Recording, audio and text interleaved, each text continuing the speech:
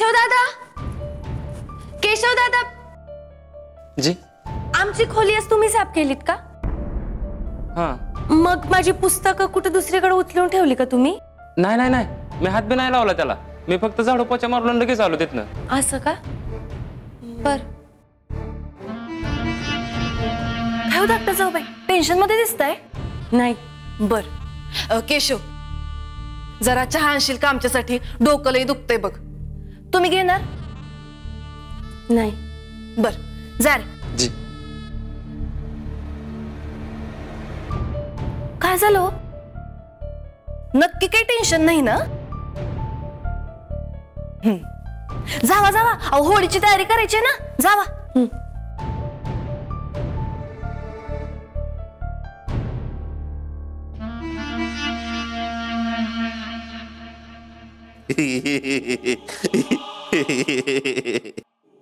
नमस्कार राया शेठ. अरे रे, येऊ का? अरे गंदे शेठ, अहो दारात का उभे तुम्ही? या या या, बसा. अरे बसा बसा. ए सांभ्या, चहा घे, शेठला चहा घे. अरे मीटिंग लांबली का तू लांबावलीस? राया शेठ, 12 मिनिटापूर्वीच मीटिंग संपवली. आणि तू 13व्या मिनिटाला इथं हजीर झालास. रणजित ढाले पाटील, तुमच्या आयुष्यातल्या दुष्काळाचा 13वा. टोटल मध्ये मॅटर काय झालाय ना, नीट सांग. कसा राया शेठ? अहो परिस्थितीनं गांजलेला, पिसलेला, ठेचलेला माणूस आहे तो. आता शेतीसाठी बँकेतून एवढ्या लवकर इन्व्हेस्टमेंट करण्यासाठी पैसे मिळतील शक्य नाही ते. हा, पण योजना चांगली आहे. अच्छा, थोडक्यात ते खिंडीत गंडीत अडकीत त्यात सापडलंय. करेक्ट ओळखलात बघा साहेब. अहो सगळ्याच बाजूने अडचणी सापडलेला माणूस आहे. हा, आता जमीन चांगली मिळाली, पण एवढ्या लवकर काय पैसा उभा राहील मला वाटत नाही. आणि त्यात तो कटिंग वसमतवाले, हा तोच. त्याच्याकडूनच कळालं, त्याच्या भावानंच आडकाठी घातली म्हणून कटिंगनं पैसे दिले नाहीत, म्हणून तर आपल्याकडे पैसे मागायला आलाय तो. आपली पॉवर स्ट्रॉंग आहे ते माहिती होत, पण एवढी स्ट्रॉंग आहे? रणजित ढाले पाटील, चांगलीच हानबडीव चालली आहे तुमची. वाकत नाही काय? आता मोडल, पार तुकडं तुकडं होत्या. हमसे जो टकराएगा मिट्टी मिट्टी धूल धूल फू. मी इन्व्हेस्टमेंट करणार होतो, पण कळालं राया शेठ तो तुमचा दुश्मन आहे. विषय संपला, थांबला. जो तुमचा दुश्मन तो आमचा दुश्मन. तुम्ही ऐकायला सांगितलं म्हणून माहिती तरी ऐकून घेतली, नाही तर त्याला तोंडावरच नाही म्हणून हाकलून दिला असता. आता तुम्हाला हे सांगितलं, लगेच त्याला फोन करून नकार कळवितो. आपलं नाव काय? राया गोजम गुंडे. नावाप्रमाणे सॉफ्ट माणूस. आपण कोणची बी हार्ड काम आहेत ना, एकदम सॉफ्ट पद्धतीने करत असतो गंदे. रणजित ढाले पाटलाला तू पैसा द्यायला होकार देणार काय? होकार? होकार, नक्की होकार देणार. आणि मग पुढं तुम्ही सांगाल तसं. अंगाशी. रणजित ढाले पाटील, आता कुठं जाशी?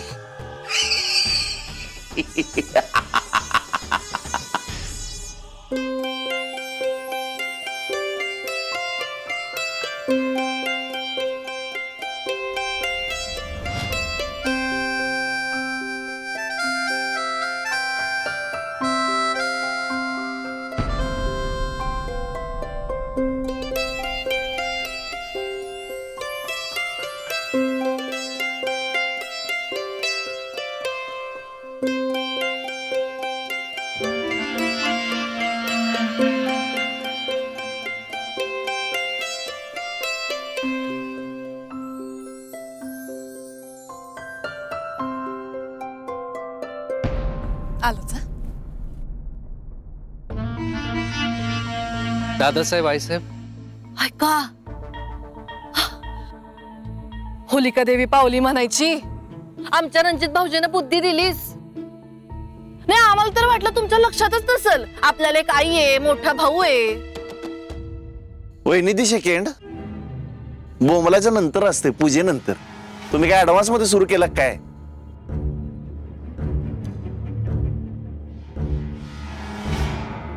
वहिनी साहेब मी विचारलंय ना, तुम्ही सांगा, मी स्वतः जाऊन घेऊन येतो त्यांना. काही गरज नाही. नाही म्हणजे आमचे हे आणि आईसाहेब एका महत्वाच्या मीटिंग साठी गेलेत. आईसाहेबांनी आम्हाला स्वतःहून सांगितलंय या वर्षीची पूजा पण तुम्ही दोघांनीच करायची आणि आम्ही जातीनं लक्ष ठेवायचंय. ठीक आहे. बर का धाकट्या जाऊबाई, पूजा नीटच झाली पाहिजे. लई म्हणजे लई महत्वाची पूजा आहे बर का. आणि आमचं लक्ष आहे तुमच्याकडं. जी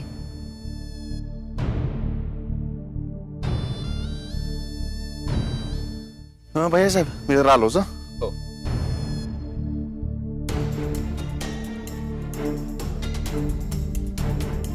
संजू, अभ्यास झालाय ना तुझा? नाही ना, माझी पुस्तकच सापडत नाहीयेत. म्हणजे आमच्या आईसाहेबांना आता वयामुळे झेपत नाही ना. भैया साहेब, माणसं कोळंबल्यात, होऊन जाऊ द्या.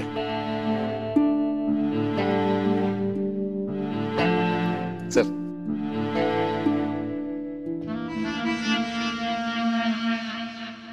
अरे खा, केवढूच खातोय काय? हे 2 जिलबी का? शेट एवढं खाल्ल्यावर माझं पोट फुटेल. आज सण आहे, त्यात डिनर पण झालंय, वरून हे स्वीट. अरे तुम्ही सांगाल ते करतो, गळ्या शपथ. गळ्याची शपथ.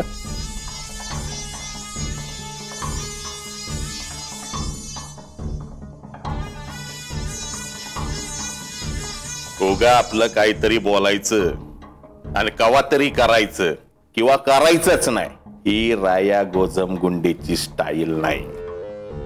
आज होळीच्या शुभ मुहूर्तावर हा राया गोजम गुंडे कंसात सॉफ्ट माणूस यांनी रणजित ढाले पाटलाच्या आयुष्याची होळी पेटवायला घेतली. आणि मग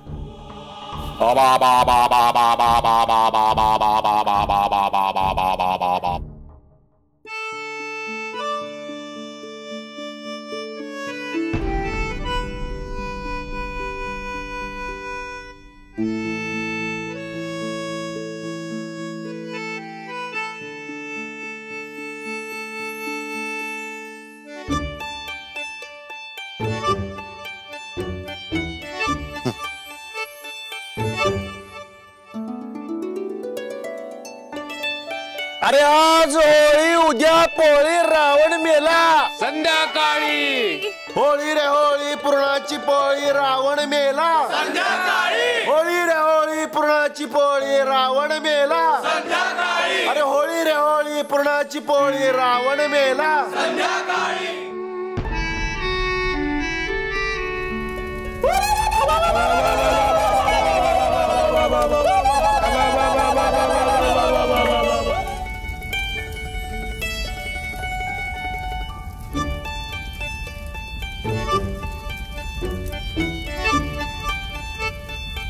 होळी रे होळी, पुरणाची पोळी, आमच्या धाकट्या जाऊबांना लागते आता डोकेदुखीची गोळी.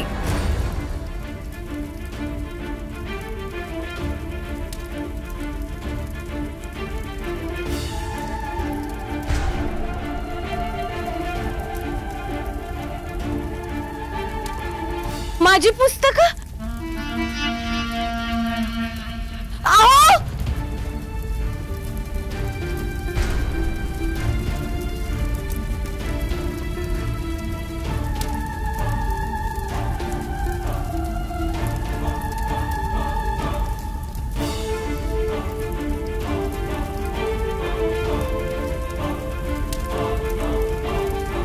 संजू,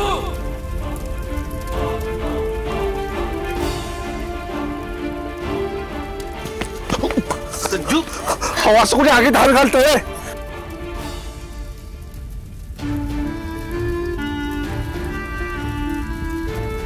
असं का केलंस तू? माझी पुस्तकं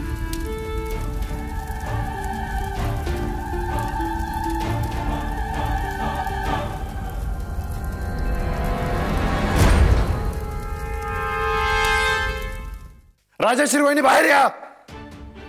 राजाश्री वहिनी. काय झालं?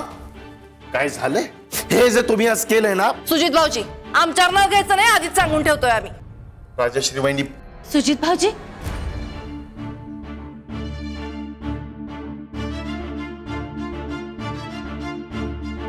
हे तुमचंच घर आहे, पण मी रिक्वेस्ट करते तुम्ही आता इथनं जा.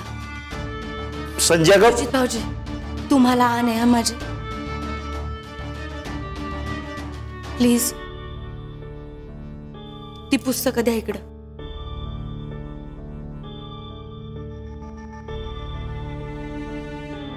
कसला धरबंदच नाही, उचलली जीवन लावली टाळ्याला.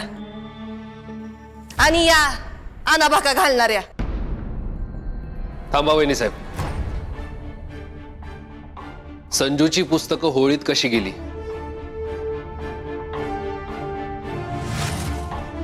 आता कशी गेली म्हणजे? लाकडं समिधा जशी होळीत गेली ना तशी गेली असतील, आम्हाला काय माहिती. काय हो रणजित भाऊजी, आम्हालाच विचारते रे, आणि ते पण पोलिशी खाक्यात. तुमचा हा पोलिशी खाक्यात कधी जळून खाक झालाय. तुमच्या बायकोमुळेच तुमची वर्दी गेली, लक्षात आहे ना? हे माझ्या प्रश्नाचं उत्तर नाहीये.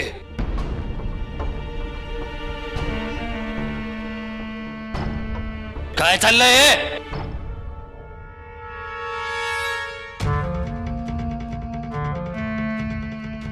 ही आमच्या ध्यानाची येळ आहे.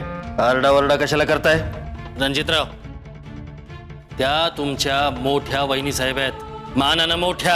त्यामुळे तुमच्या कुठल्याच प्रश्नाला उत्तर द्यायला त्या बांधील नाही आहेत, कळलं? तुम्हाला माहित नाही म्हणून सांगतो. मी केशवशी बोललो. त्याला विचारलं मी संजूची पुस्तकं होळीत कशी गेली. त्याचा इथं काय संबंध आहे? त्यानेच मला सांगितलं राजश्री वहिनींनी होळीत टाकायला दिली ती पुस्तकं. आता जुनी पुस्तकं, मासिक, कागदपत्र आपण टाकतोच की होळीत. हा, ही आता काही नवीन गोष्ट राहिली नाहीये. म्हणजे केशवच आम्हाला म्हणाला की कागद असतील तर द्या, त्यानं होळी लगेच पेट घेते म्हणून आम्ही कागदपत्र दिली. संजूच्या अभ्यासाची पुस्तकं होती ती. आता त्या आम्हाला काय माहिती. हा, एवढीच महत्वाची पुस्तकं होती तर जपून ठेवायची की तिनं.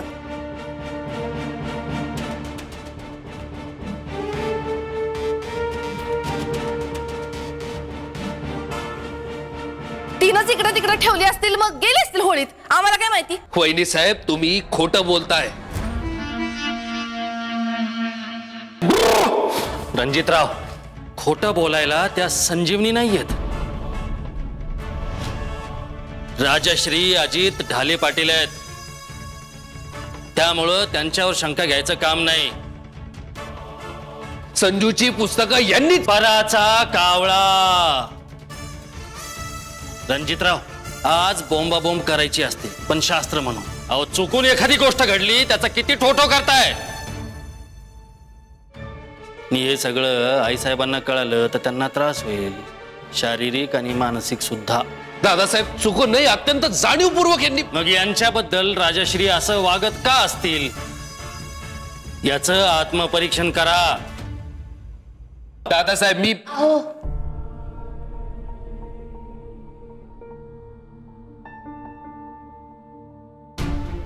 जाऊ द्या ना, माझीच चूक झाली असेल. माझ्याकडनं इकडे तिकडे कुठेतरी पुस्तकं ठेवली गेली असतील. तुम्ही शांत व्हा, उगाच सणासुदीचं घरात वाद नको. संजू, मी वाद. अहो प्लीज प्लीज.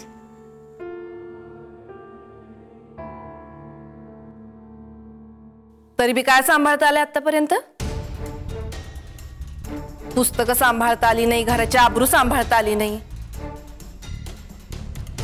एवढंच काय, स्वतःचा नवरा सुद्धा सांभाळता आला नाही.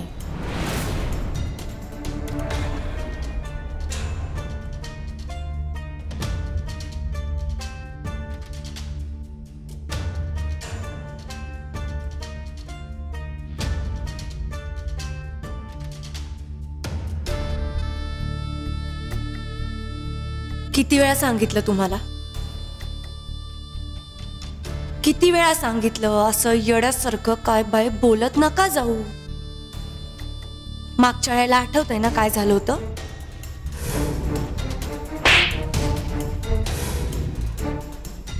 आत्ता पहिलं आणि शेवटचं सांगते, शहाण्या व्हा, नाहीतर उद्या तुम्हाला धुळवड खेळायची गरज नाही लागणार. तुमचा गाल मी रंगवलेला असेल.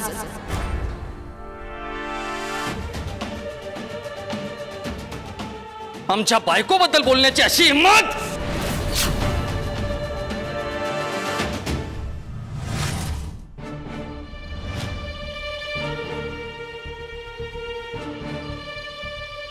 संजूवर हात उगारला तर मी विसरून जाईल की आपले आई वडील एक आहेत. ही वेळ आणू नका, ना तुमच्यावर ना माझ्यावर. आणि हे मी पहिलं आणि शेवटचं सांगतोय.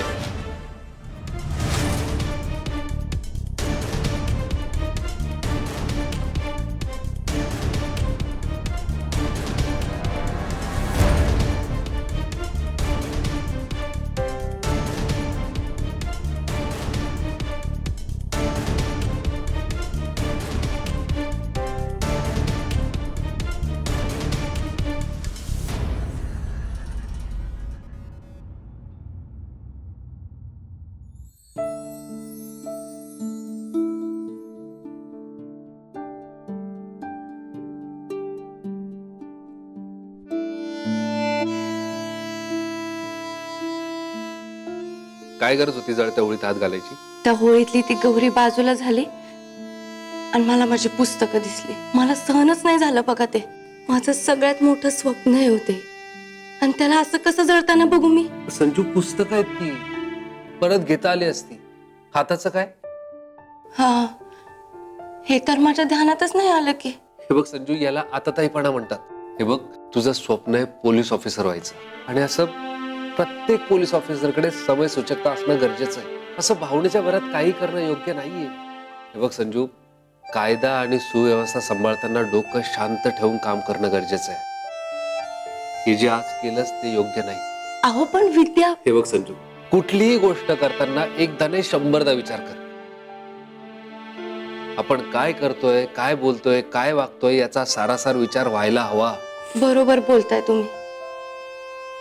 माझंच चुकलं, पण काय करू, माझा स्वतःवर कंट्रोलच राहिला नाही ना.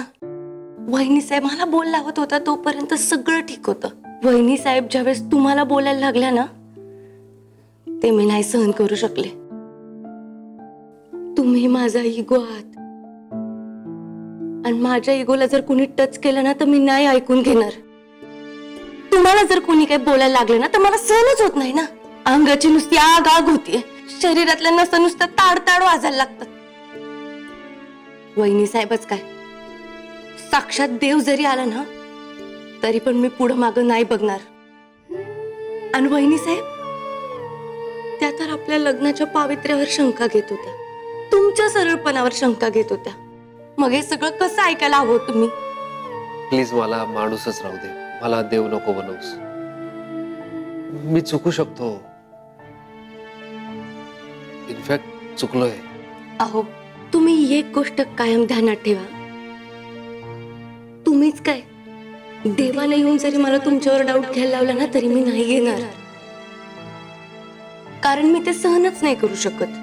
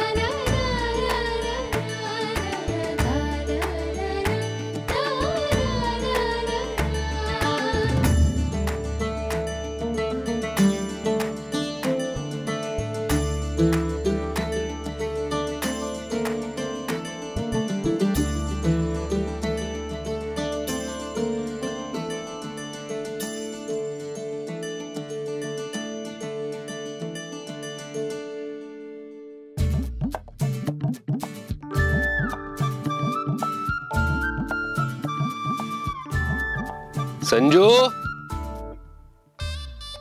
संजू मला शोधताय वय रंग लावण्यासाठी.